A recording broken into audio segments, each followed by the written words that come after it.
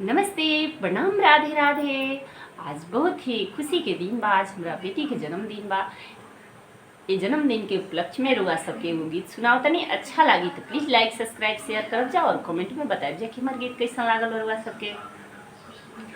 भले घरे जमलू ए हमरो बेटी, भले घरे जमलू ए हमरो बेटी, भले घरे जमलू ए हमरो बेटी, भले घरे जमलू ए हमरो बेटी। बाबा खुश कैलू इया के खुश कैलू, बाबा खुश कैलू इया के खुश कैलू, तू घर जगमगवलू ए हमरो बेटी, तू घर जगमगवलू ए हमरो बेटी, भले घरे जमलू ए हमरो बेटी, भले घरे जमलू ए हमरो बेटी।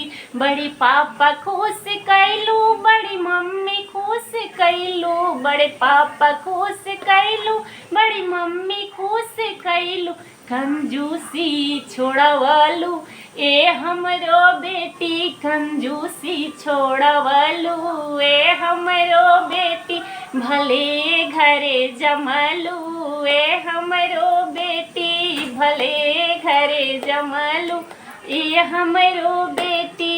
चाचा खुश कैलू, चाची के खुश कैलू, चाचा खुश कैलू, चाची के खुश कैलू, फुआ के नचवलू ए हमरो बेटी, फुआ के नचवलू ए हमरो बेटी, भले घरे जमलू ए हमरो बेटी, भले घरे जमलू ए हमरो बेटी। पापा खुश कैलू, मम्मी के खुश कैलू, पापा खुश कैलू, मम्मी के खुश कैलू, मामा मामी के खुश कैलू ए हमरो बेटी, मामा मामी के खुश कैलू ए हमरो बेटी। नानी के तू हृदय जुड़वलू ए हमरो बेटी, भले घरे जमलू ए हमरो बेटी,